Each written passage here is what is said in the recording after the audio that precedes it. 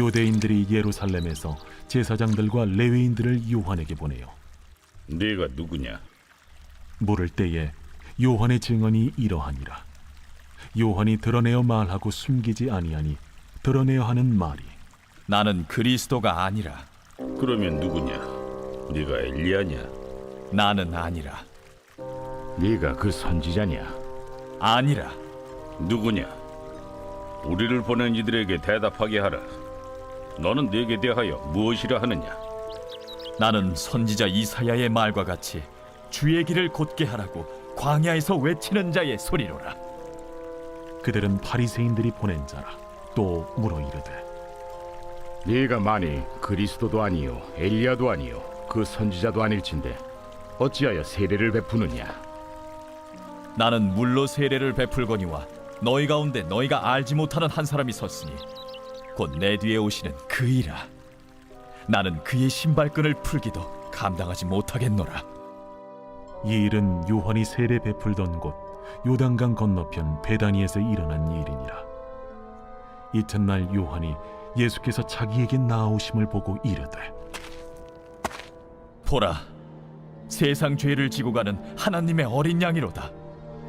내가 전에 말하기를 내 뒤에 오는 사람이 있는데 나보다 앞선 것은 그가 나보다 먼저 계심이라 한 것이 이 사람을 가리킴이라. 12월을 우리가 둘째 날을 맞이했습니다. 한 해를 우리가 잘 결산도 해야 하고 또 새해도 우리가 잘 계획을 세워야 하고 우리가 하나님과 늘 우리가 하나님의 뜻이 무엇인가, 또 하나님이 우리에게 원하시는 게 무언가, 우리가 우리 스스로를 하나님 앞에서 우리가 잘 정리를 하고 한 해를 마무리하고 또 새해를 믿음으로 설계를 하고 또 주님과 함께 또 새 출발을 우리가 할 수 있도록 준비를 해 나가야 할 줄 압니다. 우리가 인생을 살아가면서 무엇보다도 정체성을 가지고 살아간다고 하는 것은 참 매우 중요한 일이라고 봅니다. 내가 누구인가, 나는 어떤 일들을 위해서 내가 또 해야 하는가, 자신의 정체성을 발견하고 살아간다고 하는 것은 그만큼 우리 인생의 시간을 낭비하지 않을 수가 있다고 하는 것이죠.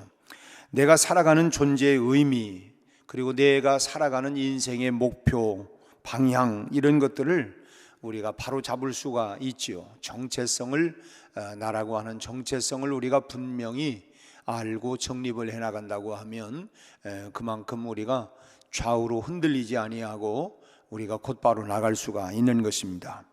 요한복음 1장 19절에서부터 34절의 말씀은 세례 요한의 활동과 그의 메시지를 다루고 있는데, 오늘 말씀에서 우리는 19절에 말씀하고 있는 것처럼 여기 나오는 제사장들, 그리고 또 유대인들, 바로 이 사람들과 그 제사장들과 레위인들이 보낸 사람들과 세례 요한의 이 대화를 통해서 세례 요한의 정체성과 그의 사명에 대해서 우리가 분명히 알 수가 있습니다.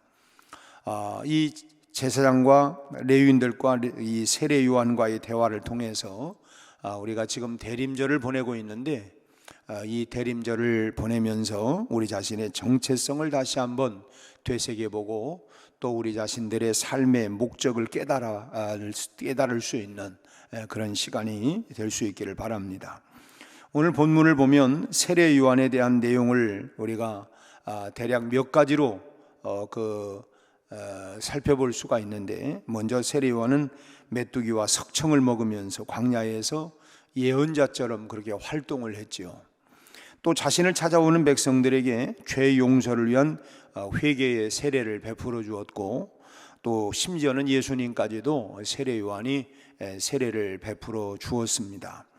또 세례 요한이 선포했던 내용은 뭐냐면 임박한 그런 심판에 관한 그런 내용이었습니다. 이제 회개하라, 천국이 가까웠다, 이런 임박한 심판에 대한 메시지를 그 내용을 담고 있는 것이죠. 세례 요한이 체포된 후에 예수님의 공생애가 이제 본격적으로 시작이 되어지는데, 헤롯 안티파스의 잘못을 책망했다가 이 헤롯 안티파스가 자기의 그러니까 그 동생의 아내, 그러니까 제수 씨와 이렇게 그 그를 빼앗았죠. 그러다 보니까 그거에 대해서 책망을 합니다. 세례 요한이. 그러니까 감히 어디다가 이렇게 하느냐. 결국은 처형을 당하고 헤롯의 이제 아내로 들어갔던 그러니까 제수가 자기 딸에게 세례 요한이 이제 그 춤을 추고 있으니까 내 소원을 말해라. 나라의 절반이라도 너에게 주겠다. 그랬더니 모녀지간이 서로 상의를 한 끝에 세례 요한의 목을 요청해라. 그래서 처형을 당해서 그의 생을 마감하게 됩니다. 그래서 사람들은 세례 요한을 참 위대한 하나님의 사람이다. 참 목을 걸고 저렇게까지 할 수 있을까? 정말 위대한 하나님의 사람이고 하나님의 능력이 그를 통해서 나타난다. 그렇게 믿었습니다. 심지어는 그를 죽였던 헤롯조차도 그렇게 믿었고 그래서 그를 두려워했습니다. 오늘 본문은 예수님의 공생애가 본격적으로 시작하기 전에 백성들에게 세례 요한이 이제 세례를 베풀 때의 일들을 기록하고 있는데, 우선 바리새인들이 보낸 사람들이 세례 요한을 찾아와서 묻는 질문이 내가 누구냐, 후아유 네가 누구냐라고 질문을 합니다. 그러자 세례 요한이 뭐라고 대답을 합니까? 나는 그리스도가 아니다. 참 숨기지 아니하고 나는 그리스도가 아니라고 그렇게 말을 합니다. 그러자 그들은 다시 그러면 엘리야냐? 엘리야도 아니다. 그럼 선지자냐? 선지자도 아니다. 유대인들은 구약 성경에 예언된 대로 이스라엘을 구원할 수 있는 메시아 그리스도를 또는 엘리야나 선지자와 같은 적어도 그런 위대한 하나님의 사람을 그들은 간절히 기다리고 있었습니다. 우리를 해방시켜 주실 메시아, 아니면 엘리야나 적어도 그런 그 선지자와 같은. 근데 요한은 나는 그런 사람이 아니다. 나는 그런 사람이 아니다 라고 분명하게 말합니다. 그랬더니 22절의 말씀 끝에 보면 그렇다면 너는 너 자신을 무엇이라고 말하겠느냐?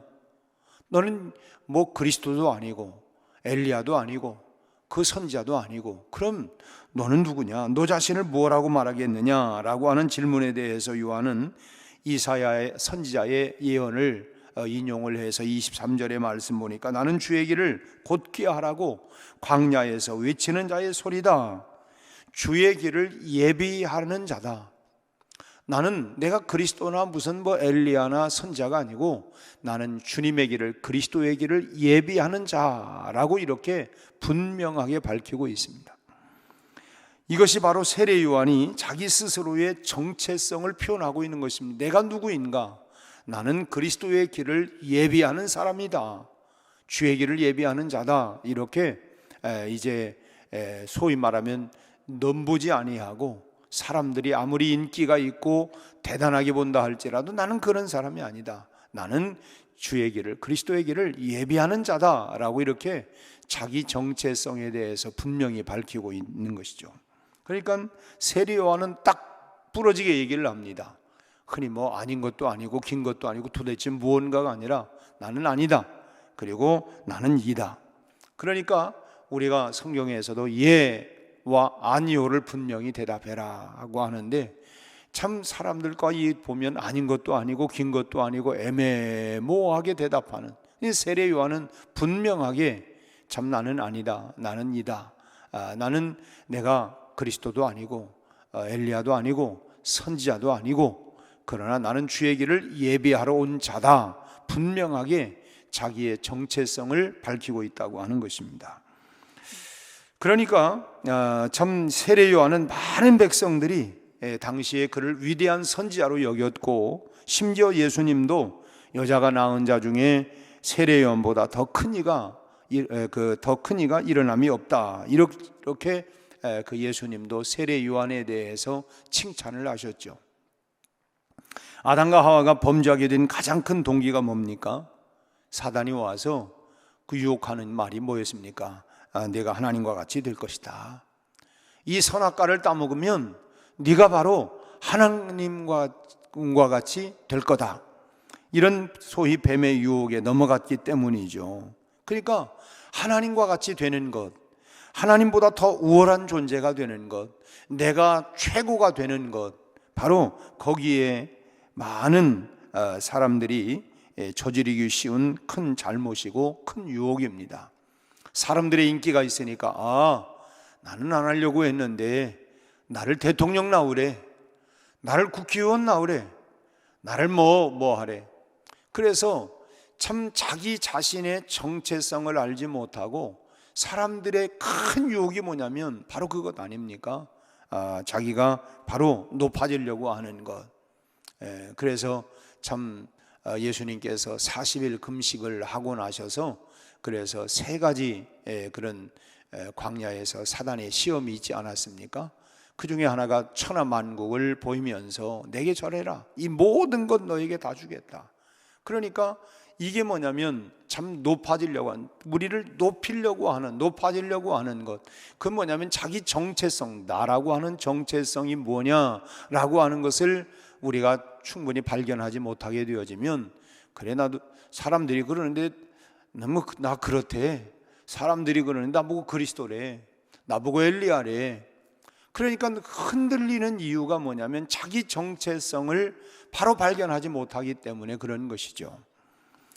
다시 말씀드리지만 아담과 하와가 결국은 그렇게 에덴 동산에서 쫓겨나고 한 것은 하나님, 내가 하나님처럼 될 수 있대, 요 말 한마디에 사람들이 그러는데 나를 그야말로 우리가 많은 경우에 조금 표현이 좀 그렇습니다만은 우리가 임직식을 할 때마다 보면 사람들이 나보고 장로감이래, 사람들이 나보고 권사감이래. 근데 안 됐어. 그래 내가 정말 이 뭐냐면 이 우월감, 자기 정체성을 발견하지 못하고 내가 누구냐? 그 사람들이 그러는데 나보고 엘리야래, 사람들이 그러는데 나보고 선지자래, 사람들이 그러는데 나보고 장로래. 이것이 뭐냐면 우리에게 매우 우리가 넘어질 수 있는 유혹이라고 하는 거예요. 그러나 세례 요한은 그러한 유혹이나 또는 그런 욕망에 빠지지를 않았어요. 그러한 욕망에 빠지자. 세례 요한은 그의 존재와 그 존재의 목적, 자기 삶의 그 목적을 분명히 깨달았던 것입니다. 내가 엘리야냐, 내가 선지자냐, 내가 그리스도냐, 이게 중요한 게 아니고 나는 주의 길을 예비하러 온 사람이다, 그리스도의 길을 예비하기 위해서 온 사람이다. 이 존재론적 질문, 즉 신분과 존재의 가치를 묻는 질문에 대해서 나는 광야에서 외치는 자의 소리다, 주의 길을 예비하기 위하여 나는 외치는 자의 소리로, 우리로 표현한다면 나는 복음 전하는 사람으로 내가 있는 것이지, 그런 무슨 내가 엘리야냐 선지자냐 무슨 직분을 가졌냐 이게 중요한 게 아니고, 나는 그리스도의 길을 예비하는 자, 복음을 전하는, 이것이 전도자의 삶을 살아가는 것이 내 삶의 존재의 목적이다 라고 하는 것입니다. 사실 그렇죠. 목사도 그렇고 장로도 권사도 집사도 다 뭡니까? 복음을 전하는 자예요. 복음을 전하고 교회를 세워가기 위한 것이 중요한 목적이지 직분 자체가 목적이 될 수는 없다고 하는 거예요. 그래서 참 자신의 역할과 사명 그리고 사역으로 분명히 나는 광야에서 외치는 자의 소리다, 이렇게 자신의 역할과 사명과 사역에 대해서 분명한 대답을 하고 있고, 여기에 대해서 확신을, 자기 정체성을 가지고 있기 때문에 사람들이 그리스도다, 엘리야다, 선지자다 이런 것에 전혀 현혹되지를 않고 소위 말하면 마음에 흔들리거나 상처를 받지 않았다고 하는 거예요.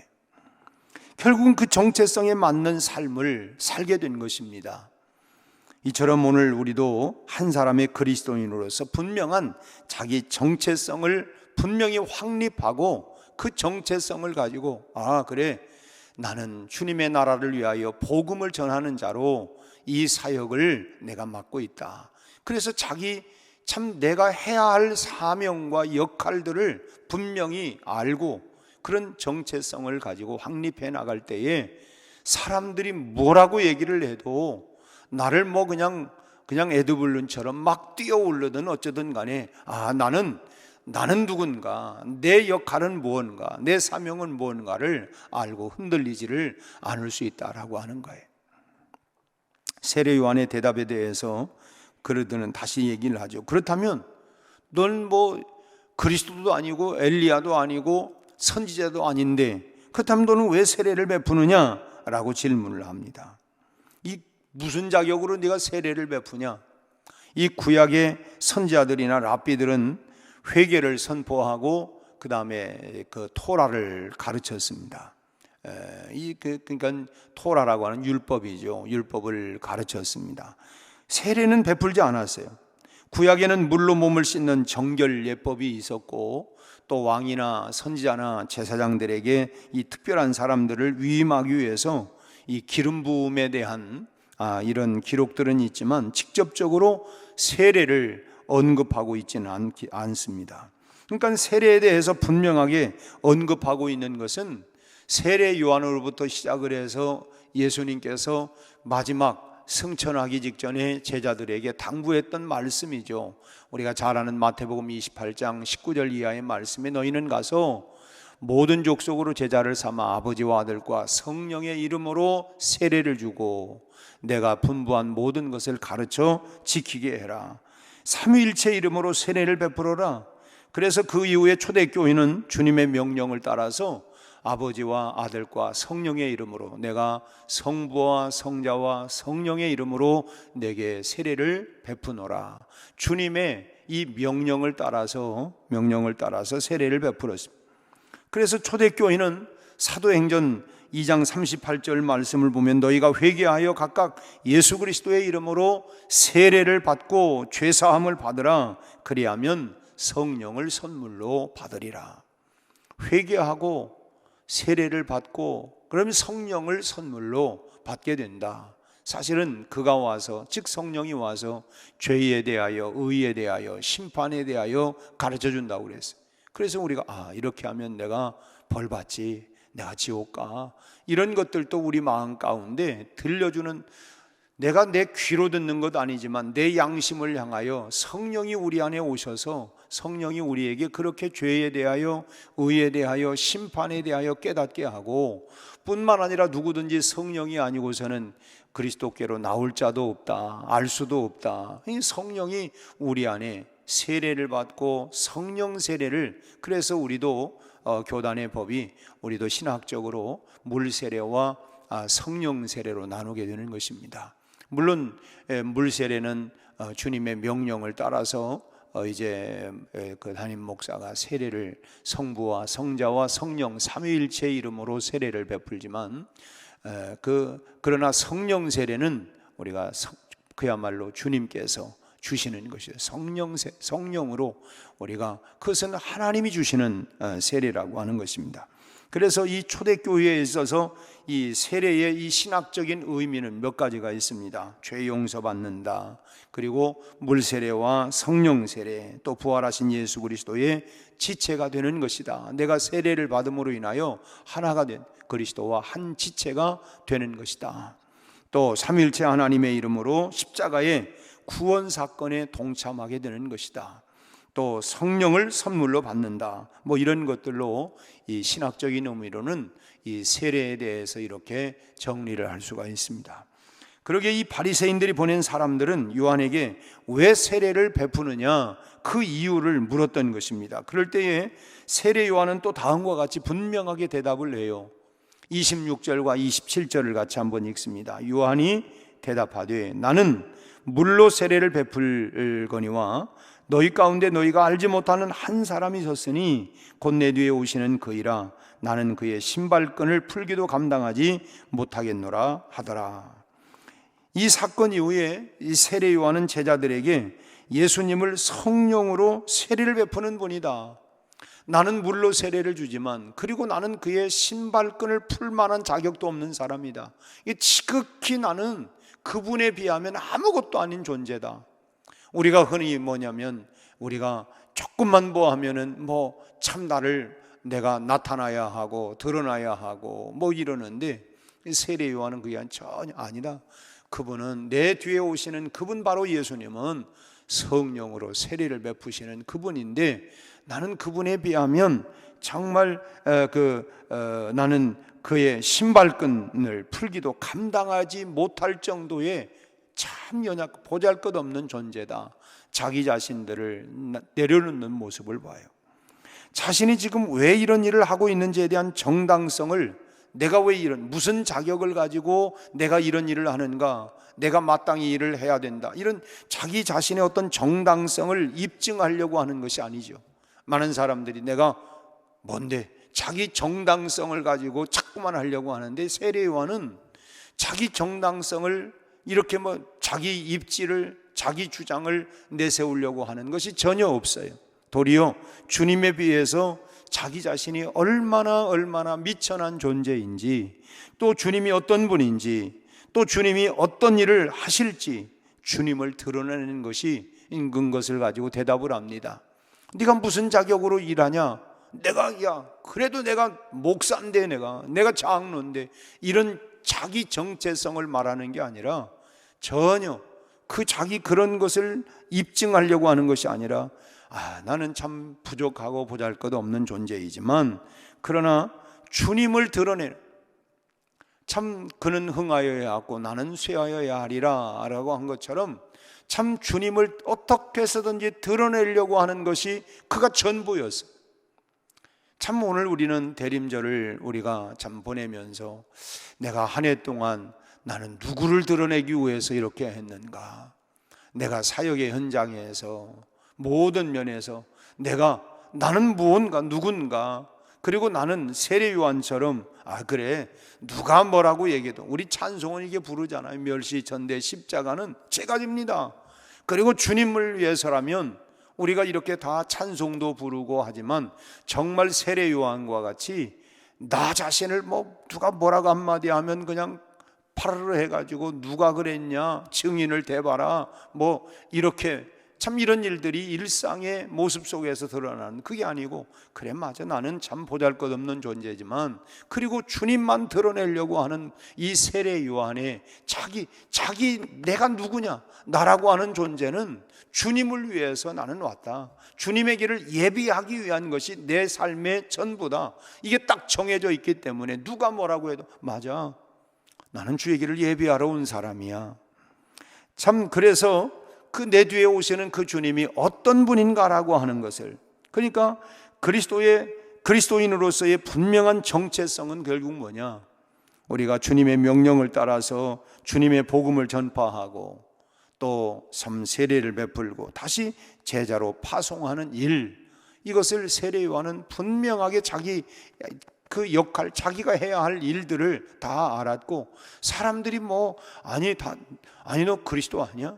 너 엘리야 아니야? 너 선지자 아니야? 아니야. 그런 거에 대한 소위 말하면 직분이나 직책이 중요한 게 아니고, 나는 주님의 길을 예비하기 위한 사람이다 라고 하는 것을, 자기 정체성, 그리고 자기를 내려놓음, 자기 위치를 분명히 알고 있었던 사람이라고 하는 것입니다.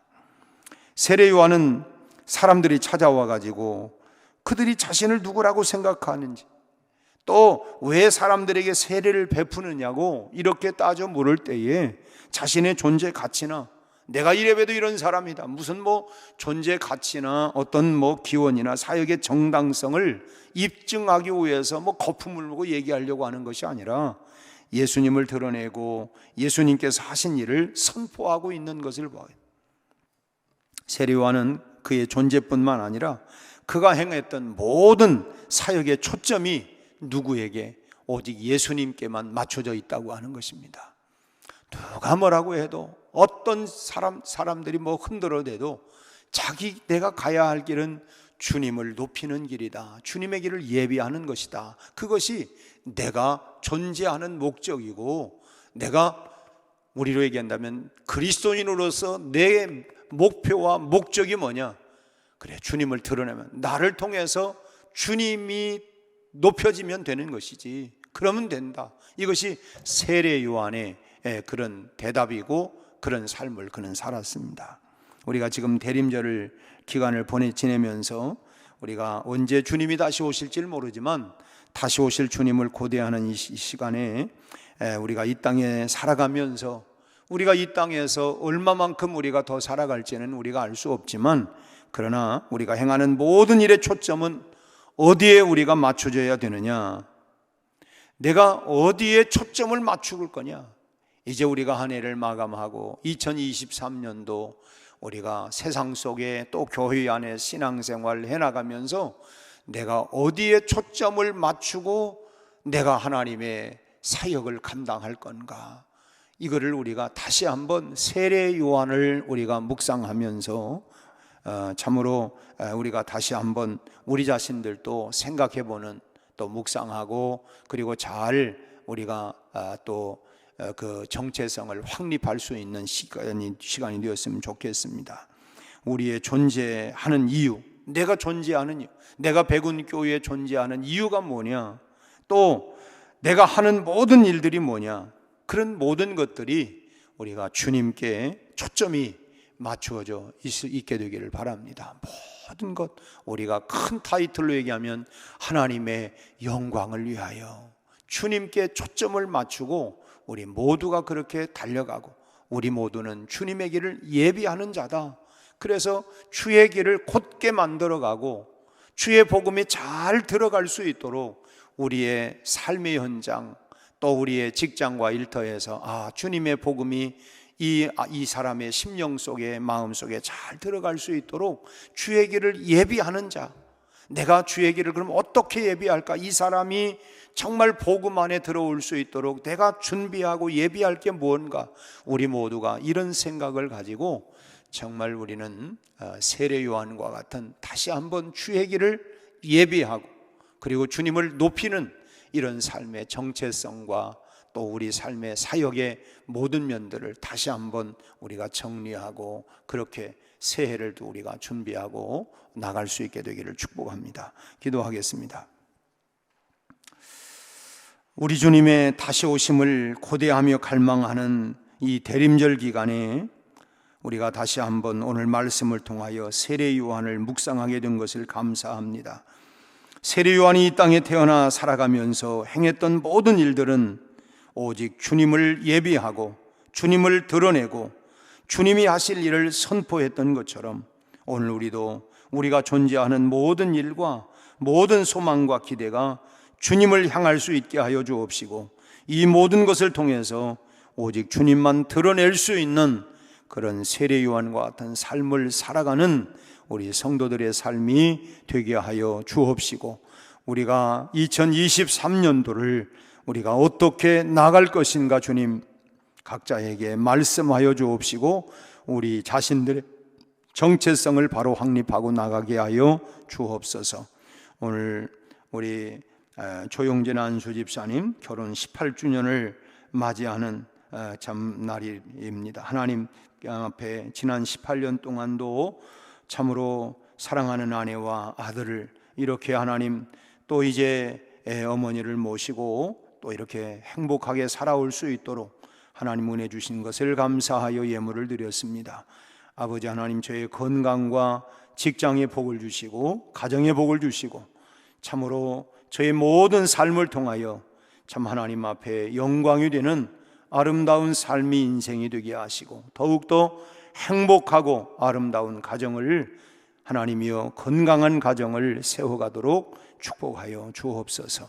예수님 이름으로 기도하옵나이다. 아멘.